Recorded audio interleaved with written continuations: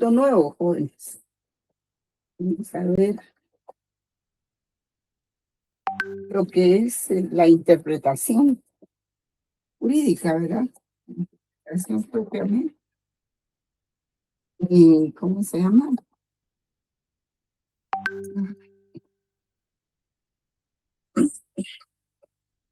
Solo que se desconectó mi lamparita, pero no es que se haya desconectado, sino que se le acabó la pila. Bueno, está bien. Muy bien. Entonces, con relación a lo que platicábamos el miércoles, ¿se recuerdan? Respecto del bloque de constitucionalidad y los derechos humanos. Hay varios libros que hablan acerca de eso, ¿verdad? Y para quien le guste profundizar en el tema, pues hay, está este tratado que es precioso, es lo mejor que yo he encontrado. Es un libro colombiano que habla sobre todo el bloque de constitucionalidad, ¿verdad? Por ejemplo, qué es, cuáles son los pactos que se hicieron después de la Segunda Guerra Mundial, como por ejemplo el Pacto de los Derechos Civiles y Políticos. Hay otro pacto que se llama el Pacto de los Derechos Económicos y cada uno tiene su principio, todo basado en el principio de la dignidad humana como fundamento del orden jurídico y el principio de sujeción del derecho sancionador a los derechos fundamentales, el principio de prohibición del exceso, el principio de interdicción de defecto, principio de proscripción de la indefensión, principio de la indisponibilidad o intangibilidad del núcleo esencial y los derechos fundamentales. Entonces, hay otros principios, por supuesto, ¿verdad? Pero también se habla un poco de la primacía constitucional, pero sobre todo el principio pro homine. Este principio significa en favor del hombre, planteado dentro del sistema jurídico que toda decisión jurídica ha de corresponder favorablemente a la dignidad humana de la persona y que toda duda que se genere en la dinámica de la producción, aplicación e interpretación del derecho habrá de beneficiar las posiciones fundamentales de los sujetos normativos. El principio pro homine es conocido también como la cláusula general de favorabilidad o cláusula de favorabilidad en la interpretación de los derechos humanos. Comprendiendo que una serie de categorías principales y normativas que aprovechan las posiciones jurídicas de los sujetos fundamentales. La Corte Constitucional explica que el postulado pro homine prescribe que en la interpretación de las normas aplicables a los derechos humanos se debe privilegiar la hermenéutica, que es lo que vamos a ver hoy, la hermenéutica que resulte menos restrictiva para el ejercicio de los mismos, es decir, de los derechos humanos. Reconociendo que este principio también es denominado como cláusula de favorabilidad en la interpretación de los derechos humanos.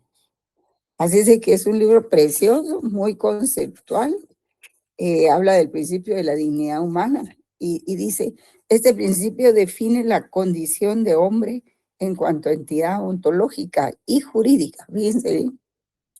Ay, todavía faltan muchos.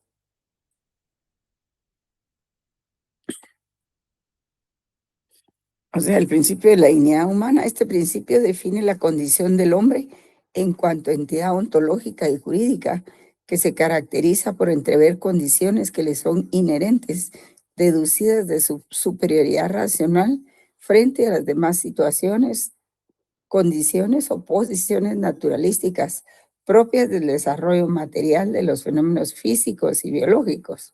Sí, miren, ahora existen una serie de adelantos en medicina, en biología, y ya ven que ya se pueden hacer algunos experimentos, pero se creó también la disciplina esa que se llama bioética, ¿verdad?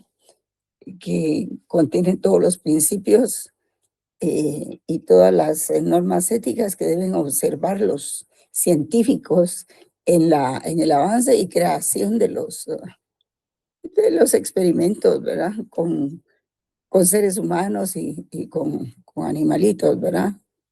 Entonces, por ejemplo, cada tesis que se emite en esta materia de biología, en algunas universidades, creo que en todas las universidades, San Carlos también, sobre todo en aquellas universidades que tienen más eh, carreras de ciencia, de científicos, ¿verdad? Por ejemplo, Universidad de San Carlos y la Universidad del Valle. Entonces ellos tienen mucha práctica en esto de la bioética y tienen mucha exigencia también. Ahora las universidades donde solo hay derecho, por ejemplo, entonces ahí no hay mucho problema en eso. Pero esos principios son muy interesantes. Septivamente es muy bueno el texto. Es este libro mismo que se los voy a mostrar. Se llama, ¿cómo se llama ahí? Pueden leer. Bloque de constitucionalidad. Ajá, sí. Muy bien, gracias, ¿no? Bloque de constitucionalidad y el autor es César Augusto Londoño. Este libro es hecho por colombianos, ¿verdad?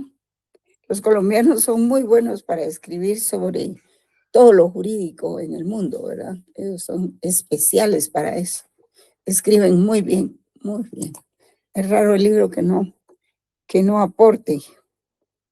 Y pues como en la clase de filosofía hay que ver de todo. Por eso es que yo cuando doy la clase pues tengo todos los libros ahí en en mi haber, ¿verdad? Pero porque voy consultando cada cosa.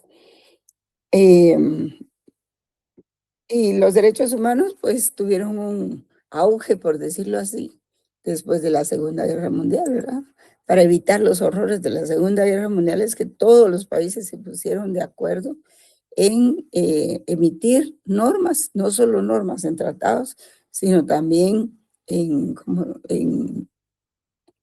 aglutinar instituciones que, que velaran por la paz y la seguridad en el mundo. O sea, hubo mucha seguridad en el mundo en la época de los baby boomers, ¿verdad? Ahora ya no la hay, ahora no la hay. Y, por ejemplo, esos jóvenes que son personas mayores también, que fueron a darle alimentos a los de Gaza, ¿se acuerdan? Que fueron en embarcaciones y no los quisieron dejar pasar los judíos. Entonces el problema fue que los capturaron, los metieron a la cárcel y ahí los tienen desde entonces, con juicios espurios, ¿verdad? Y acusándolos de terroristas, imagínense ustedes, es terrible esa realidad. ¿Cómo va a parar eso? ¿Qué les van a hacer? Es tremendo. Es triste, muy triste. Y no hay justicia en el mundo, ¿verdad? Todo lo que pasa en el mundo también se refleja en Guatemala. Jueces cooptados, ¿verdad? Porque si fueran ellos los que trabajan como debe ser, pues probablemente se podría reducir toda esa debacle. Pero estamos ante tiempos muy difíciles, incluso para periodistas, para profesores, para todo el mundo. Pero, pero bueno. Entonces, vamos a ver, jóvenes. Eh, este es parte de nuestro material del miércoles. Eh, vamos a ver otra presentación con relación a la interpretación jurídica. O sea, el tema, el tema se llama técnica jurídica y hermenéutica jurídica. ¿Por qué se llama así? Porque técnica jurídica y hermenéutica jurídica es lo mismo, exactamente lo mismo. Y nos basamos en un texto, bueno, aquí realmente las filminas contienen una conjunción, una combinación de un texto que realizó el profesor, el magistrado José Arturo Sierra, cuando fue magistrado en el año 2000, por eso es que yo escribo ahí el año 2000, que es este también, es este. Ahí se los vamos a mandar. Y bueno, el libro, hizo un libro, ¿verdad? Pero la parte de la hermenéutica jurídica que vamos a estudiar está ahí. No les vamos a dar todo el libro. Además, no hay ejemplares. Él falleció y ya no quisieron reproducirlo, que sería muy importante reproducirlo. Pero bueno, entonces vamos a darle cierta prisa, por decirlo así, a este tema. Entonces, la hermenéutica jurídica, ay, se me olvidó tomar la foto del principio, permítanme, jóvenes, si no se me pasa el tiempo, si no se me pasa el tiempo.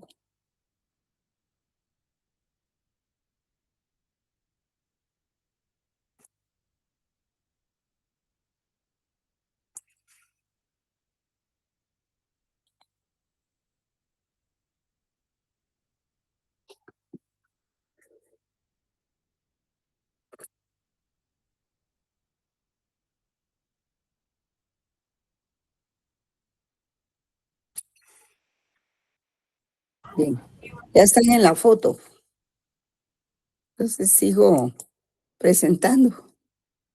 Solo díganme si se ve las filminas, si se ven. Ahora no, licenciada.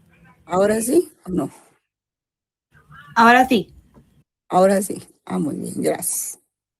Sí, es que la quité un momento para tomar la foto.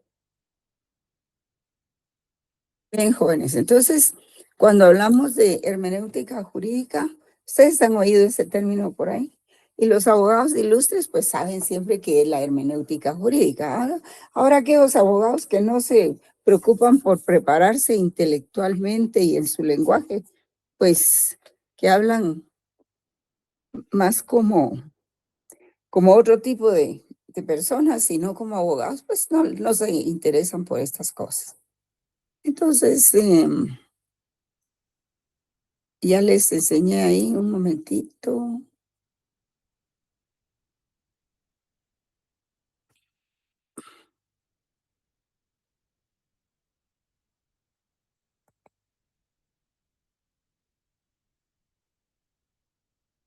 Aquí estamos.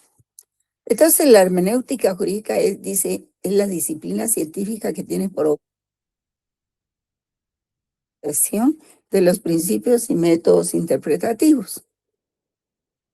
En la segunda pueden ustedes leer la interpretación es aplicación de la hermenéutica. Y la hermenéutica es la interpretación, o sea, hermenéutica e interpretación son sinónimos, significan lo mismo. Hermenéutica, pues se le da su apellido. Por ejemplo, si nosotros vamos a hablar solo de la interpretación, puede haber interpretación política, ¿verdad? O puede ser interpretación económica o interpretación médica, cualquier tipo de interpretación. Pero en nuestro caso, le vamos a poner, siendo así, solo interpretación en general, es una actividad cognoscitiva para determinar el significado, alcance y el valor de determinados actos o comportamientos. Entonces, la interpretación jurídica no debe tener por finalidad cuál fue la intención del legislador. Hago la parada aquí de que en este caso ya le estamos poniendo apellido a la interpretación y estamos hablando de la interpretación jurídica. Y aquí la pueden leer ustedes. No la voy a leer porque estoy con problemas en la garganta. Solo para hacer algún comentario, sí.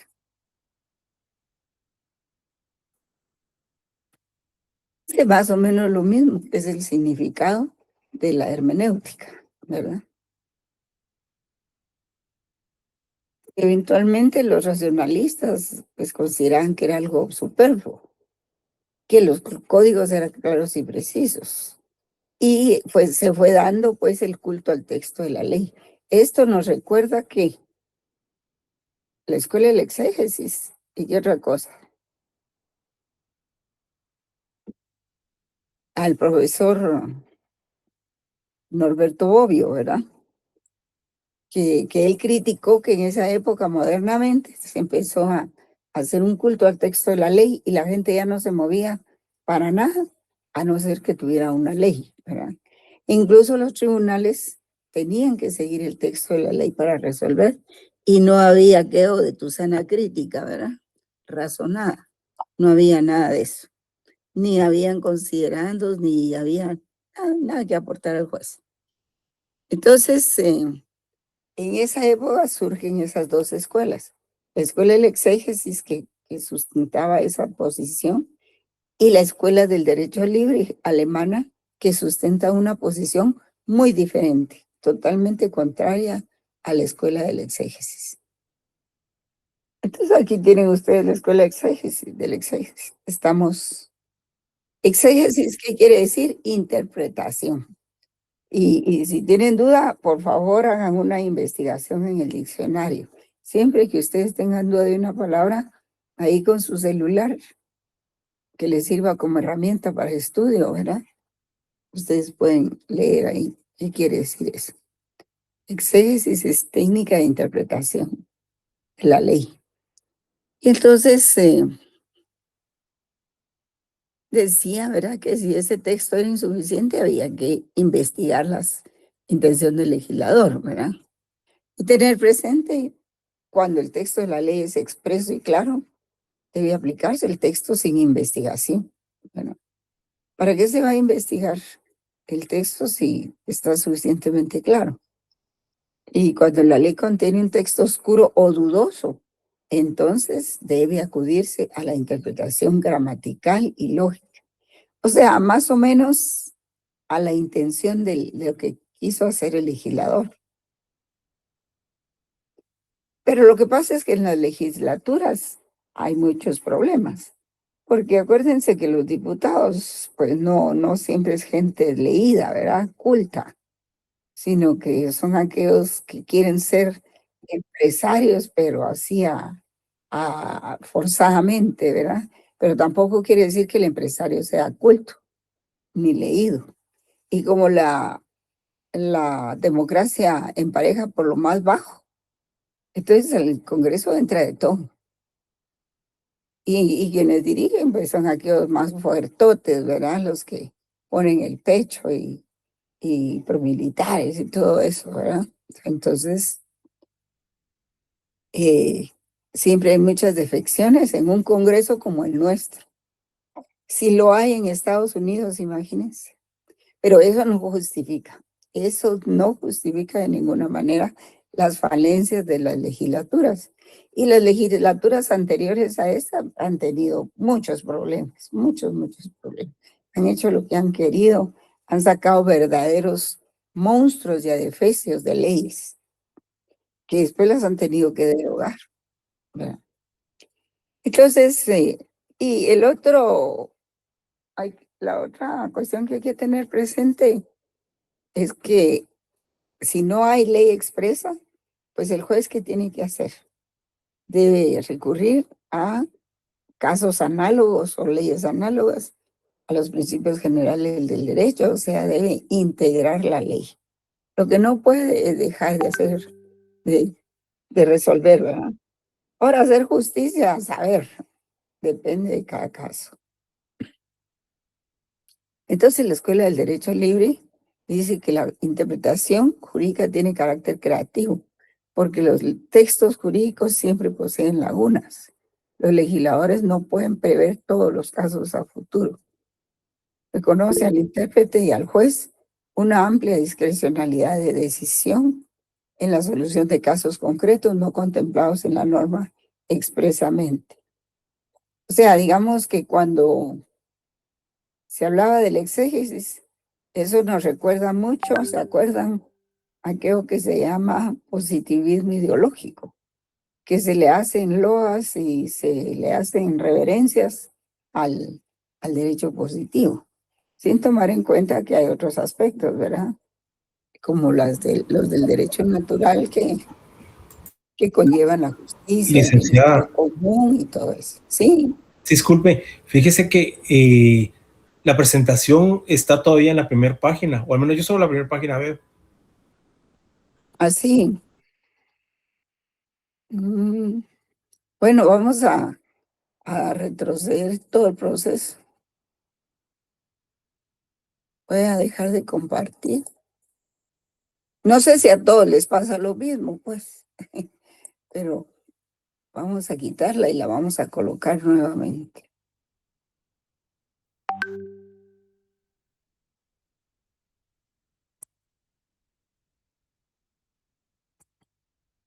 Ay, se me fue la presentación. Tengo que buscarla.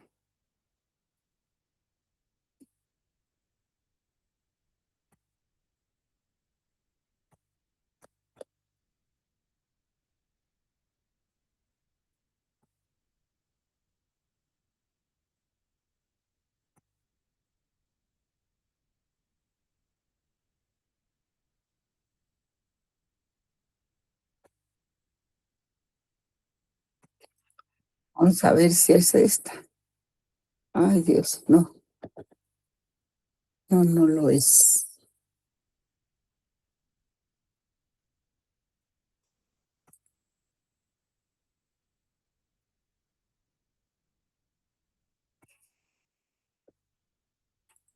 Aquí está. Bueno,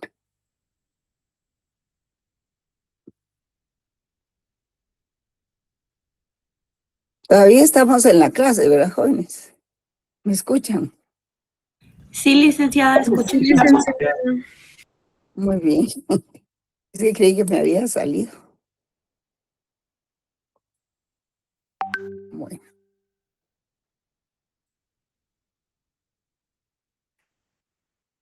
La ven ahí, ¿verdad? Sí, licenciada. Va. Ahora voy a cambiar la página. ¿Cambió? Sí, licenciada. Ya. Va. Aquí está lo de la hermenéutica jurídica, que son sinónimos con la interpretación jurídica. La interpretación sola propiamente, la interpretación jurídica, las dos escuelas, las directrices en cuanto a la interpretación que decía la exégesis, la escuela del derecho libre. ¿Está bien ahí? ¿Lo ven? Sí, licenciada. Ahora se está cambiando, licenciada, gracias. Muy bien. Bueno, entonces aquí hay una amplia discrecionalidad del juez, incluso para citarlos con convenios internacionales que tienen que ver con el caso que está resolviendo, ¿verdad? Entonces, también ya puede hacer sana crítica razonada, puede aportar una serie de conocimientos y de cuestiones, porque ya estamos en la Escuela del Derecho Libre. Eso fue posterior ya a Norberto Bobbio, me parece, o creo que fue al mismo tiempo. Bueno, está la interpretación jurídica, ¿verdad?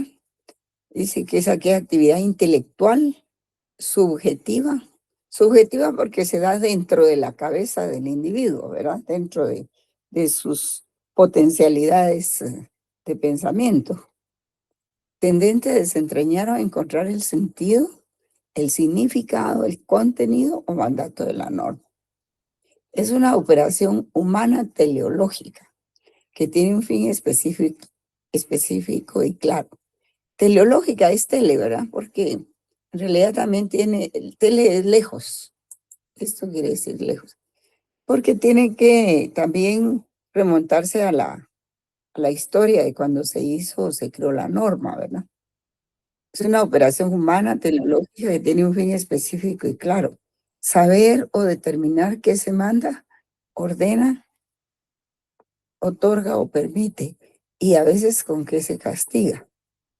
¿Se acuerdan ustedes de las condiciones de validez de una norma? Que era la validez formal y la validez material. Pues esto tiene que ver con la validez material, ¿verdad? Saber o determinar qué se manda, ordena, otorga, permite y a veces con qué se castiga. Es decir, precisar qué deber se impone, qué derecho se otorga, qué se permite y qué conducta se prohíbe. O sea, es la parte dogmática de la norma, ¿verdad?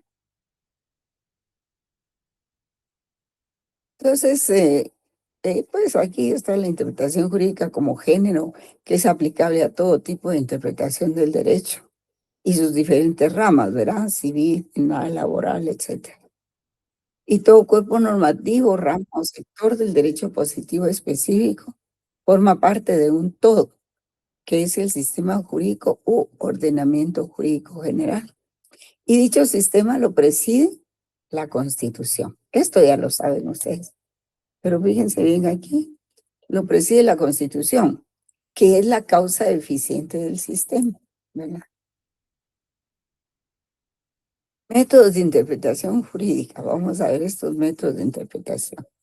Sin atender a las clasificaciones elaboradas, sino solo al sujeto y a los distintos métodos interpretativos.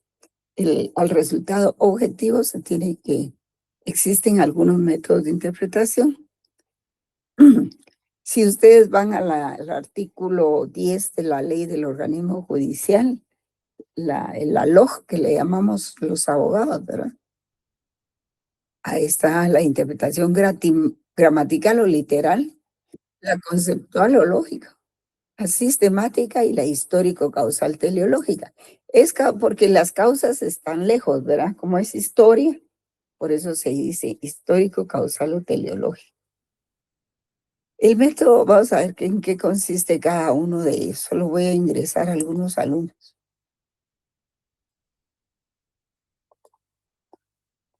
Ah, no, yo pensé que sonaba porque habían alumnos.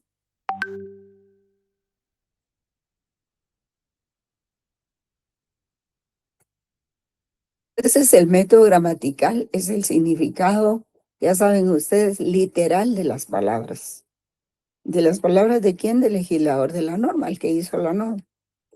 Y se dice que cuando el tenor literal de una norma es claro, no es válido consultar su espíritu. Aquí lo dice la ley del organismo judicial, artículo 10. Ustedes tienen ahí su ley, la pueden leer. Entonces, atender al contexto y disposiciones constitucionales cuando hay que atender aspectos políticos, sociales, culturales, económicos, financieros e históricos, por la especial naturaleza de la regla, o cuando los vocablos del legislador pueden conducir a interpretaciones y resultados inexactos, ¿verdad? Entonces ahí es donde se aplican las disposiciones constitucionales cuando se trata de interpretar aspectos tan grandes como esos, ¿verdad? Y no es válida la interpretación literal que vulnere preceptos constitucionales. Hay que verlo a la luz de la Constitución, ¿verdad? Que es lo principal.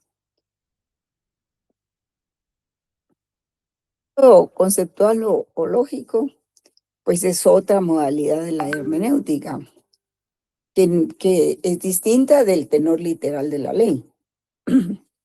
Busca cuál es el mandato, la imperatividad de la norma. Qué bien jurídico es el tutelado. Por eso se llama método conceptual o lógico. Le interesa determinar qué conceptos o ideas generales tratan de reflejar la norma. Entonces, cuando el legislador elabora leyes con vocablos equivocados entre conceptos y palabras, hay que buscar en los conceptos qué fue lo que el legislador quiso reflejar en la ley.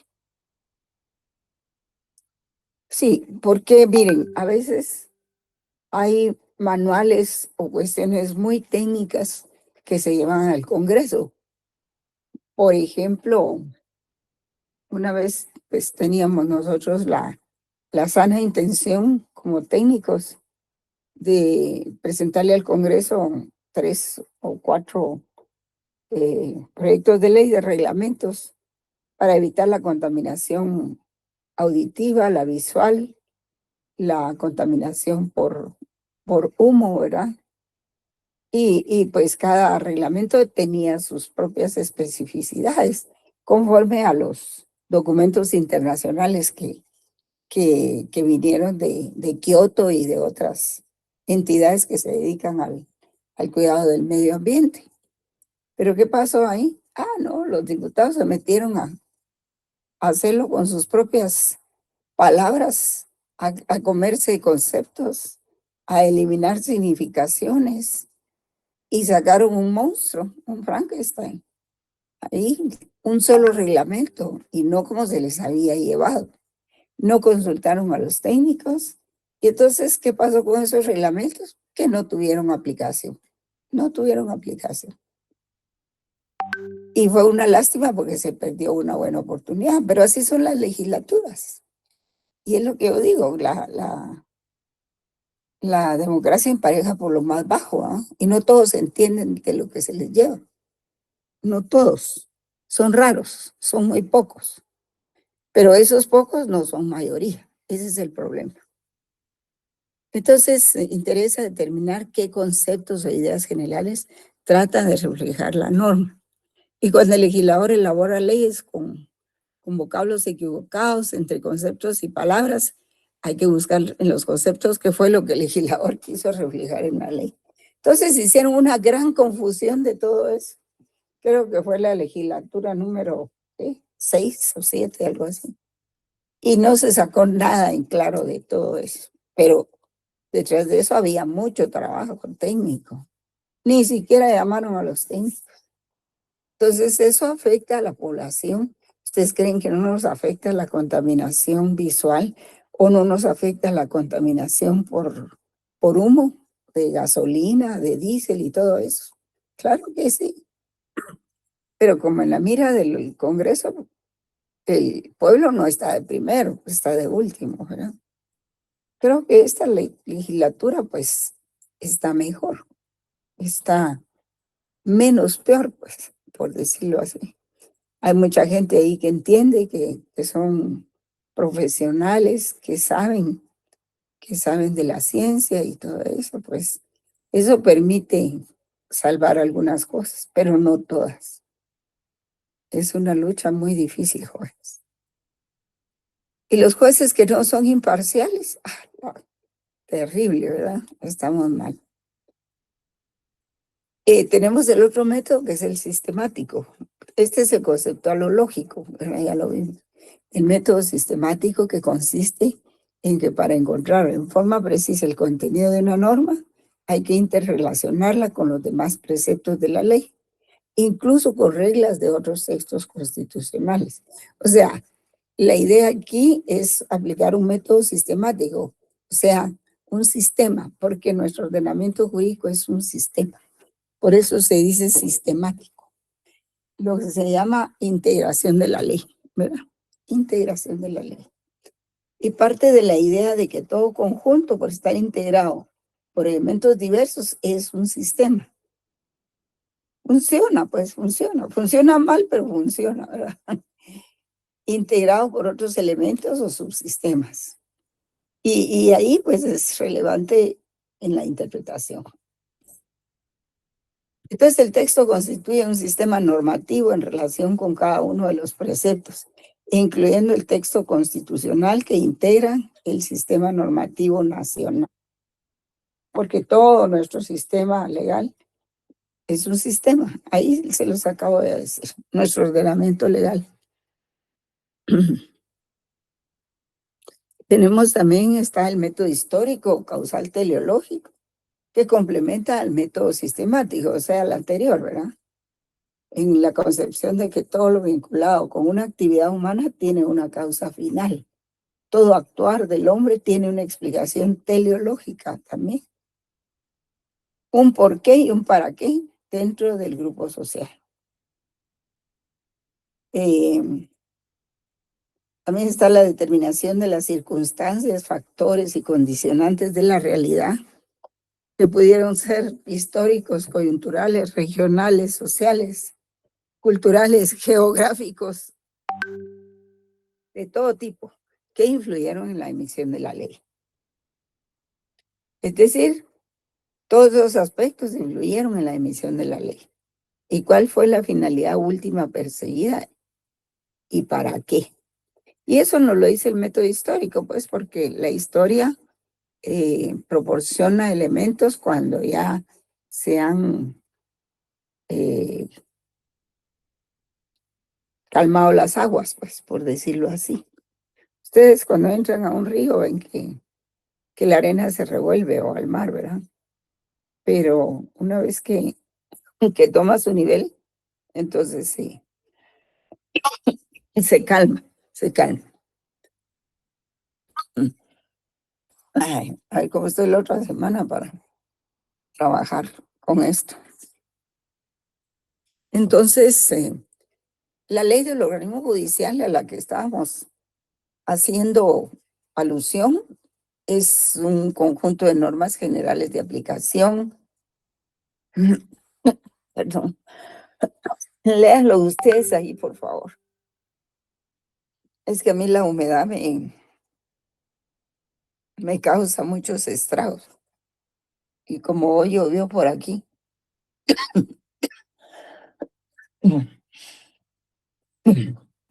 Licenciada, si gusta, la ayudo a leer.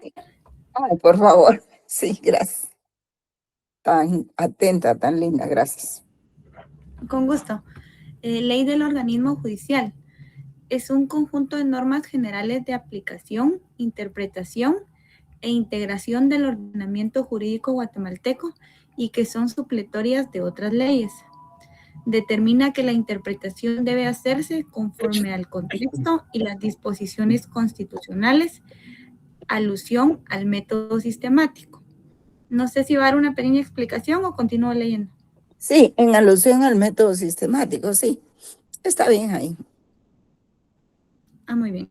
A la finalidad y al espíritu de la misma, a la historia, interpretación sistemática, el uso del método histórico o causal teleológico, literales A y B del precepto, o sea, de Sí, la ley del estamos organismo hablando, judicial. muchas gracias. Estamos hablando, jóvenes, del artículo 10 de la ley del organismo judicial. Si alguno tiene su ley ahí, lo puede ver, o en sus teléfonos, ¿verdad? Pueden verlo ahí. O sea, la ley del organismo judicial hace uso de todos esos métodos para interpretar la ley, para integrarla incluso, para resolver casos análogos, para fortalecer la interpretación sistemática. Y hace uso también de lo gramatical, de lo lógico, de lo teológico, teleológico, que quiere decir quiere decir lejos, o histórico, histórico causal teleológico. ¿Qué fue lo que en aquella época históricamente hizo que naciera esa ley? Por ejemplo, una vez a mí me tocó hacer un trabajo de investigación sobre cómo fueron las sesiones del Congreso acerca de la ley de amparo. Entonces tuve que acudir ahí a la biblioteca del Congreso, ¿verdad? Estuve ahí encerrada una semana viendo todas las memorias, quienes participaron, qué dijeron, porque ahí se guardan hasta la cantidad de estornudos, ¿verdad? Entonces, ahí se puede ver qué fue lo que dijo este diputado, qué dijo este otro, qué dijo este otro, en fin. Y esas son las memorias históricas que se guardan de cuando se hizo una ley, ¿verdad? Que es el método histórico causal teleológico. Es, o sea, ahora la interpretación constitucional. Gracias, compañera. Voy a ver si puedo yo solita. Es toda aquella actividad tendente a establecer el sentido, extensión, significado o alcance de disposiciones generales efectuadas por el Tribunal Constitucional u órgano afín. Y jóvenes, resulta de que antes de que se existiera la Corte de Constitucionalidad, ¿verdad? O la CC, como le dicen ahora, Corte Celestial, antes de que se creara, cómo funcionaba la interpretación constitucional. Pues lo que pasa es de que en el organismo judicial, en la Corte Suprema de Justicia, habían cámaras, como las hay ahora también. Cámara civil, cámara penal, pero había una cámara que se llamaba Cámara de Amparos, Constitucionalidad y Habeas Corpus, algo así. Entonces, todos los casos que ahora se llevan a... Bueno, creo que en esa época no habían tantos amparos, ¿verdad?, interpuestos. Entonces, todos esos casos los resolvía la Cámara de Amparos o de constitucionalidad, ¿verdad? Por eso dice u órgano afín. Y esta posición provoca mucha generalización y poca interpretación, no necesariamente constitucional, ¿verdad? Es decir, esta otra posición sería como una interpretación constitucional, pero no hecha por la Corte de Constitucionalidad, sino sería hecha por un particular o por un órgano administrativo. Entonces, si no es hecha por la Corte de Constitucionalidad, no es obligatoria y no es vinculante, ¿verdad? Solo da un punto de vista, que si el funcionario quiere, lo acoge y si no, no, ¿verdad? No utiliza el dictamen. Esa base de dictamen. Hay dos ámbitos de acción, ¿verdad?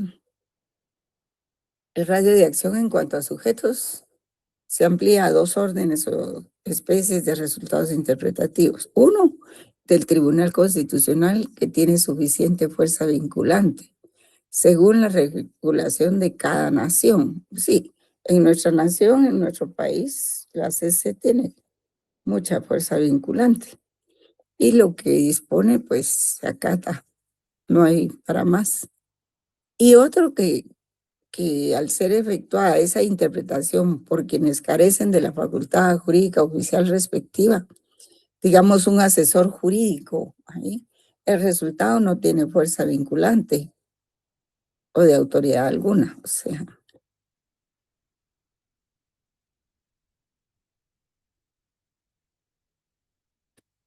la interpretación que hace la CC, la Corte de Constitucionalidad, y otra la que se hace, por ejemplo, en la asesoría jurídica de un ministerio o de una entidad, como esos dictámenes que hace la asesoría jurídica del Consejo Superior Universitario, ¿eh?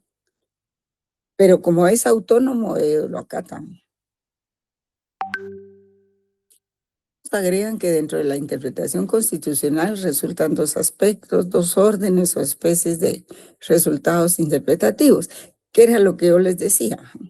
La interpretación del texto constitucional propiamente dicho y la interpretación de otros preceptos o disposiciones del ordenamiento jurídico infraconstitucionales, pero desde la guía de la Constitución. Sí, cuando se interpreta una norma ordinaria para saber si es constitucional o no, si tiene coherencia con la Constitución o no. Y hay tantos casos, jóvenes, ustedes no se imaginan. Bueno, creo que algunos de ustedes trabajan en el Estado, pero a uno recibe 10 expedientes para resolver y después los entregan y luego le dan 20. Resuelve esos 20 y le dan 40, porque así es el trabajo en el Estado. Es abrumador, ¿verdad? Entonces, por ello se habla de una interpretación de la Constitución propiamente y otra desde la Constitución, ¿verdad? Ambas se pueden hacer y son válidas.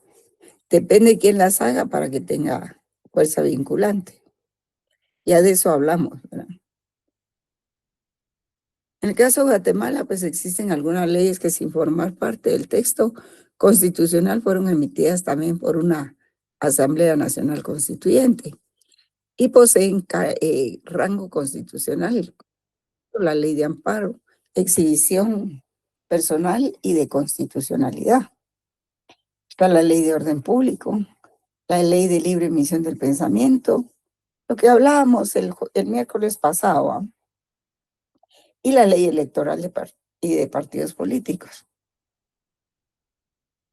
Estas 5 leyes y la Constitución, por supuesto, todas son constitucionales, tienen el mismo rango, el mismo nivel, la misma importancia y la misma fuerza vinculante. Lo que pasa es que aquí han tergiversado la ley electoral y de partidos políticos. Y resulta que esa interpretación ha hecho que quede por debajo de la Constitución, imagínense usted. Entonces, la interpretación constitucional como modalidad en la interpretación jurídica debe abarcar la efectuada sobre disposiciones con rango constitucional. O sea, depende de qué se trate el caso sometido a interpretación. Depende.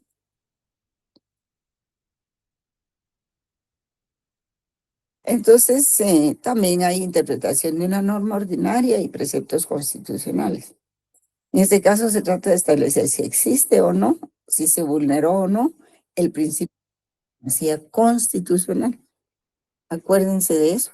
La supremacía constitucional es muy importante porque el precepto, ya sea porque el precepto lo rebase, el precepto ordinario, pues, hablando de leyes ordinarias, lo rebase, lo restrinja o lo tergiverse, ¿no? Y entonces ahí hay que establecer si se respetó, si se observó el principio de supremacía constitucional y si se dio alguna vulneración a ese principio, si se vulneró ese principio. El Tribunal Constitucional tiene dos opciones: declarar la contravención si es que existe o determinar que no existe confrontación. También puede asignarle o determinar un significado a la regla ordinaria y armonizarla con el precepto constitucional. Eso también se puede hacer. Gese, un jurisconsulto, decía que no existe interpretación constitucional desvinculada de los problemas concretos y que el intérprete es un mediador entre la norma y el caso o problema. Sí, el intérprete o la interpretación, ¿verdad?, está entre la norma y el caso o problema a interpretar. Ahora viene otro tema muy interesante. Todavía tenemos tiempo, sí. Las antinomias jurídicas, llamadas reales o aparentes. El tema de las antinomias es relevante cuando se interpreta para determinar coherencia entre normas constitucionales y no constitucionales. Y se les ha llamado a las reales o aparentes contradicciones de mandato entre dos o más normas positivas. Mientras una impone una obligación, prohíbe o permite una conducta, otra u otras de igual o superior jerarquía ordenan lo contrario. Ahí puede haber contradicción entre la ley electoral y de partidos políticos y la Constitución, por ejemplo, ¿verdad? Ahorita no se me ocurre ningún ejemplo, pero en la misma Constitución política nuestra sí hay una contradicción que es toral. Por un lado, dice que una de las garantías constitucionales es la protección al medio ambiente, pero por otro lado también dice que otra de las garantías constitucionales es la libertad de industria. Y ustedes saben, y yo también, que esas dos preceptos se contradicen constantemente. La explotación de los recursos sin tomar en cuenta las medidas de mitigación o la moderación causa graves daños a la naturaleza, al medio ambiente y a las personas también, ¿verdad? Pero entonces el otro lado invoca la libertad de industria, ¿verdad? Porque digamos, el Ministerio de Ambiente protege el ambiente, ya, pero el otro lado no. Entonces hay una contradicción ahí, ¿verdad?, que nunca la han llevado a contradecir, pues, ni modo, ¿verdad?, pero nunca la han llevado al despacho, porque no les conviene. Entonces, las antinomias, para resolver las antinomias hay que aplicar ciertos criterios de solución, que aquí los tenemos. En primer lugar, el axiológico, que dice, debe darse preeminencia a aquella que contempla valores de mayor peso o jerarquía. ¿A qué les suena la axiología, jóvenes? A los valores, ¿verdad? Ahí se recuerda. Axiología tiene que ver con valores. Y entonces dice, debe darse preeminencia Si una ley contempla una cosa y la otra ley contempla otra cosa diferente, pero las mismas tienen rango constitucional, pues entonces hay que aplicar la justicia, ¿verdad? Más que el derecho. El otro criterio es el jerárquico. La jerarquía de las normas jurídicas en sí hace prevalecer la norma de rango superior por el principio de supremacía constitucional y se aplica a conflictos entre normas constitucionales e infraconstitucionales. Hay normas ordinarias, ¿verdad? Porque aquí no aclaran qué es infraconstitucional. Pero tampoco yo les puedo decir a ustedes que la ley electoral y de partidos políticos es infraconstitucional, porque no lo es, tienen el mismo rango. Y el otro criterio de solución es el cronológico, ¿verdad? ¿Cuál es primero? ¿Cuál se dio primero y cuál se dio después? Operan antinomias entre normas ordinarias cuando una de ellas no se derogó expresamente y por ello coexisten. Una norma que tiene muchos problemas y mucho desorden es el Código de Migración, ¿verdad?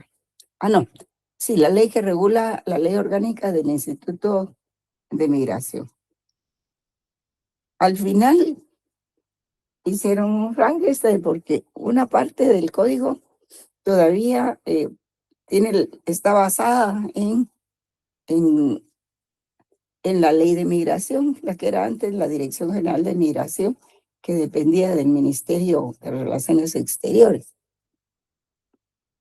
Pero cuando se creó el instituto con autonomía, entonces crearon ese código de migración. Pero al final dice que se derogan todas las leyes que se opongan a esta ley. ¿Y qué va a saber la ciudadanía? ¿Qué leyes son las que se oponen a ese código? Pues eso no es correcto. Y una parte del código, de la ley anterior, todavía está vigente dentro del código. Y se los digo porque yo he dado la clase de Derecho Internacional Privado. Y es un rollo, es verdaderamente un desorden. Y entonces,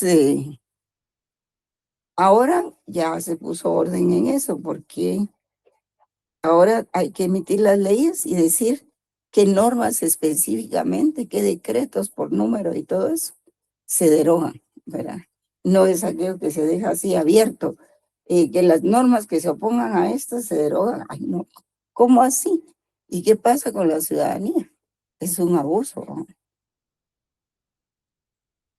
En fin, está el criterio de solución de especialidad, que una norma especial prevalece respecto de una norma general. Se da mucho en el derecho administrativo. Por ejemplo, cuando a un alcalde le van a plantear un conflicto que hay entre, pues les dijera yo, entre dos vecinos por el agua o por la humedad. Entonces, él puede, ¿dónde está? Así. Él podría, aquí está. Ay, no, se me perdió,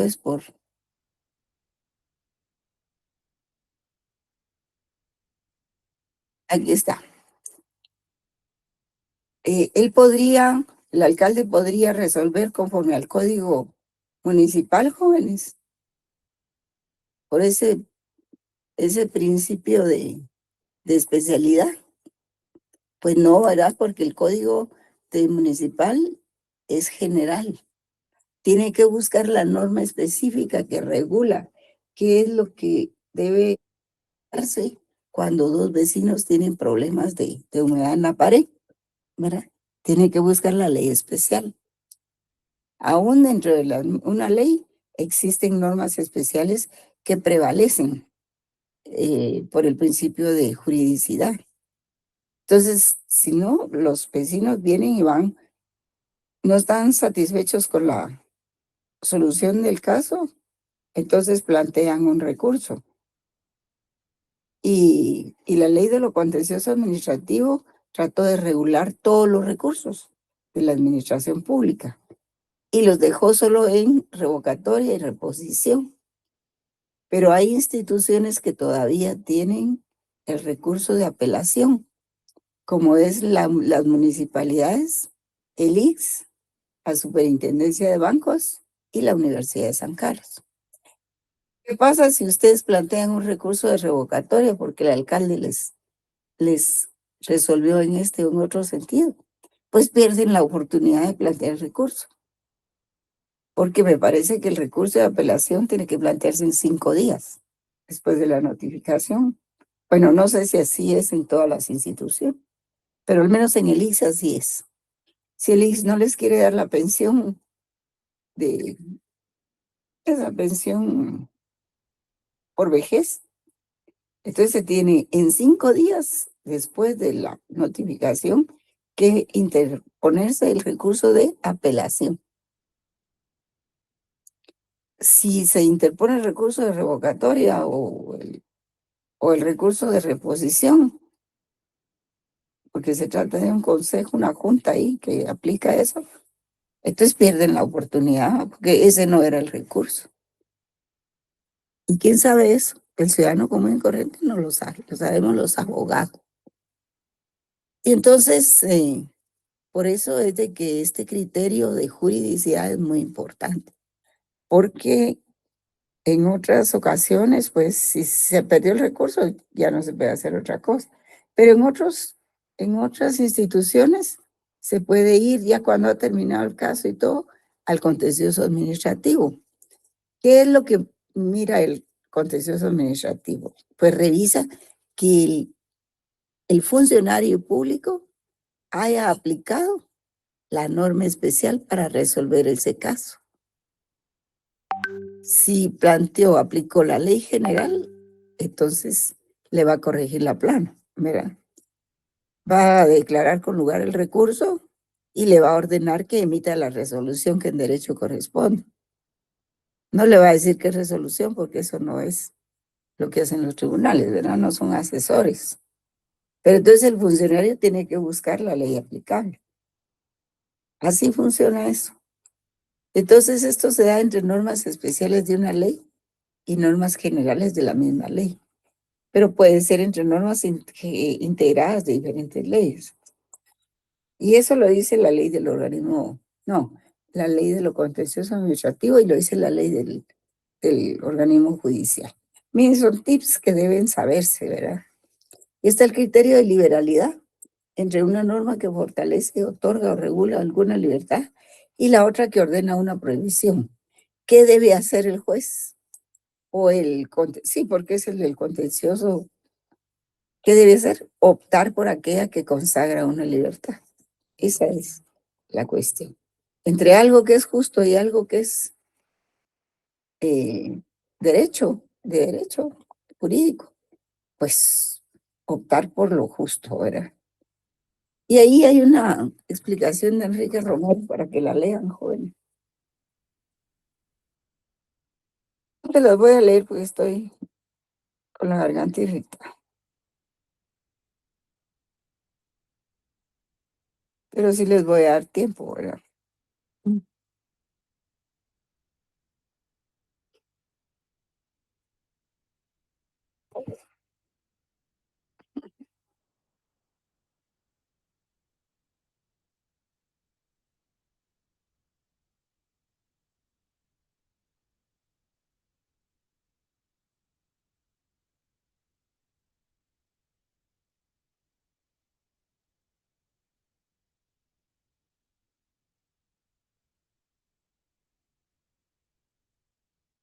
Ya lo leyeron. Él es un famoso jurista, ¿verdad? Entonces, interpretar una ley constitucional es lo mismo que interpretar una ley común. Claro, el procedimiento es el mismo. El procedimiento intelectual es el mismo. Lo que pasa es de que se trata de la gran ley, ¿verdad? Que es la ley grande, que es la Constitución, ¿verdad? Entonces, aquí vamos al principio de juridicidad del Estado, que es muy necesario explicarlo aquí. Impone la necesidad y el deber de que los actos del Estado deben reposar en una ley formal, lo cual es condición básica del Estado constitucional. Vía la interpretación no puede llegarse a la perversión constitucional o al quebrantamiento de la Constitución, que es inadmisible, y su modificación estaría al margen de los procedimientos ordinarios más rigurosos. La función de los jueces no es la de ser creadores de derecho, ¿verdad? Sino que seguir los mandatos de la ley y trabajar con lo que se tiene, ¿verdad? Pero ese principio de juridicidad, yo no sé si ustedes se recuerdan que en derecho administrativo era algo toral, ¿verdad? En derecho administrativo, no sé quién se lo dio, el profesor González tal vez, eh, pero es muy importante y la gente no lo toma en cuenta. Y muchos funcionarios que no saben qué es lo que tienen que hacer, tampoco, hasta que las cosas van a parar a la Corte de Constitucionalidad. Entonces, hay otros criterios de interpretación jurídica. Por ejemplo, como dice ahí, interpretación legislativa, la efectuada por la Asamblea Legislativa o Congreso, por medio de leyes ordinarias o leyes interpretativas, como por ejemplo el artículo 157 de la Constitución Política de la República de Guatemala. Y la potestad legislativa que está en el artículo 171, letra A, de la Constitución también. Y se complementa con la facultad del presidente de la República de sancionar y promulgar leyes. Es un principio básico del sistema democrático. O sea, esto de sancionar se refiere al veto, pero en manera alguna puede entorpecer el organismo legislativo. Y sí se ha dado, ¿verdad? Porque, ¿qué fue la ley que vetó el presidente? No me acuerdo. Pero que vino el Congreso y no hizo caso del veto y la la publicó, o creo que ya no la publicó. Es un caso reciente, pero no me recuerdo. Lo puede hacer el Congreso, por supuesto, ¿verdad? Pero si ya lleva el veto del presidente, ya es cuestionable, ¿verdad? Esta es la interpretación legislativa. La interpretación judicial que la efectúan los tribunales de jurisdicción ordinaria, contenida en sentencias y resoluciones que emitan. Porque cuando se van a las salas, se van en apelación las resoluciones. Y entonces ahí, ¿qué hace el magistrado?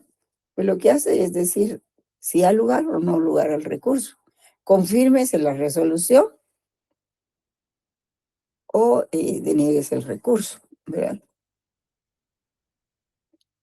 La interpretación administrativa efectuada por los órganos de administración pública que se concretiza en reglamentos, decretos, circulares, instrucciones y resoluciones elaborados por el Poder Ejecutivo, ¿verdad? Ahí sujeta a controles constitucionales, como el de la Contraloría, ¿verdad? Como el del Ministerio Público.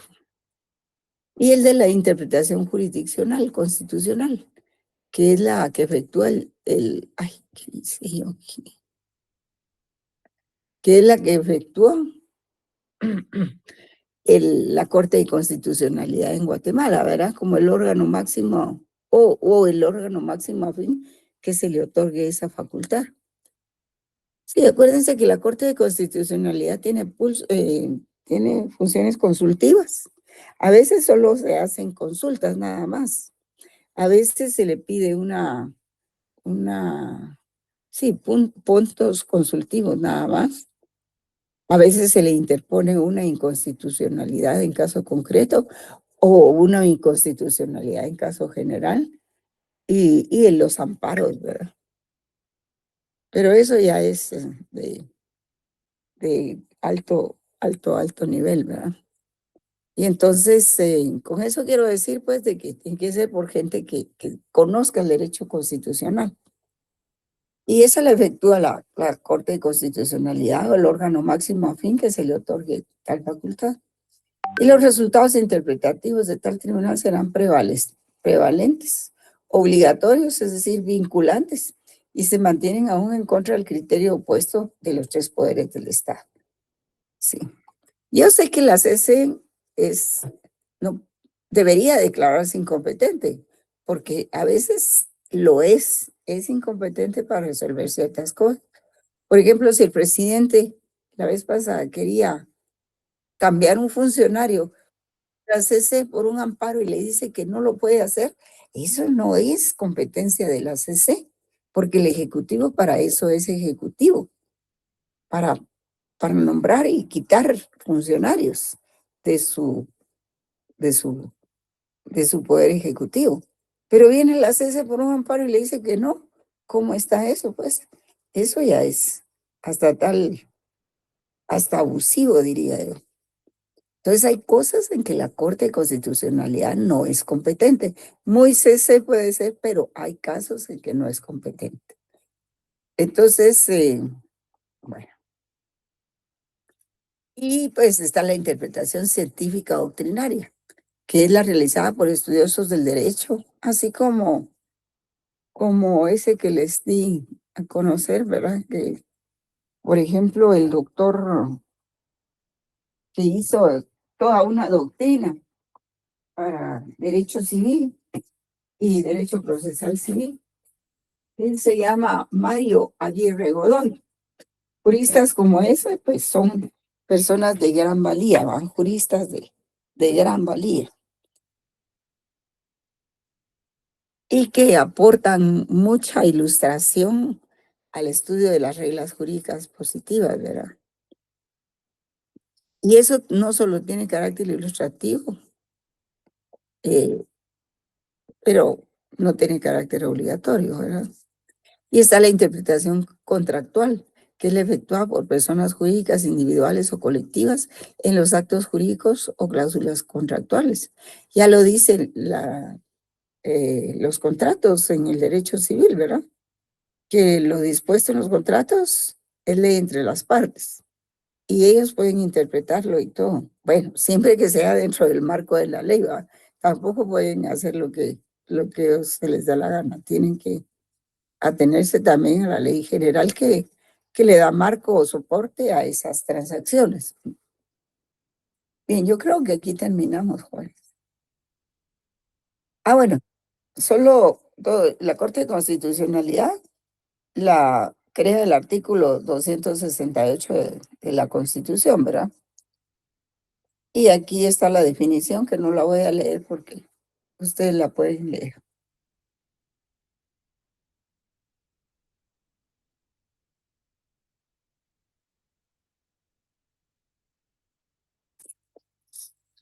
Además, creo que estamos en el punto de terminar la clase.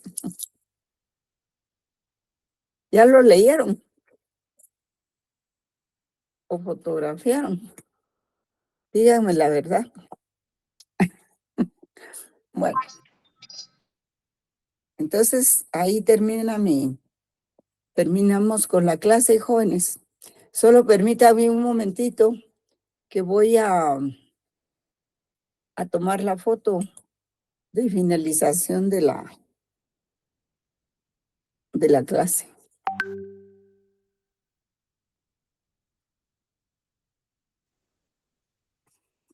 Buenas tardes, Ligda. Con una consulta. Yo entré unos minutos tarde.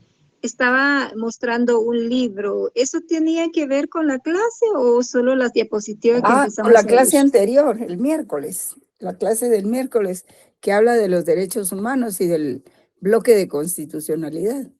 ¿Quieren que se lo enseñe nuevamente? No, Ligda, no, Ligda. No. Ya Pero no tienen que comprarlo. Esto yo ok. se los enseñé porque a mí me gusta mucho actualizar mis clases año con año y voy allá a Filgua a comprar libros. Muy bien. Y me gusta Gracias, Ligda. mucho. Está muy claro, bien. Es muy bueno. Es recomendable el libro, por si ustedes quisieran adquirirlo, ¿verdad? Entonces, aclara muchísimas dudas. Es maravillosamente conceptual el libro. Y les puede servir para toda su carrera. porque tiene la definición de muchos conceptos que se utilizan en la carrera. Muy amable, licenciada, gracias. Para servirles. A ustedes muy amables. Que pasen buena noche, pues les deseo un bonito fin de semana. Hasta luego. Gracias, Lita. Gracias igualmente. Noche, licenciada.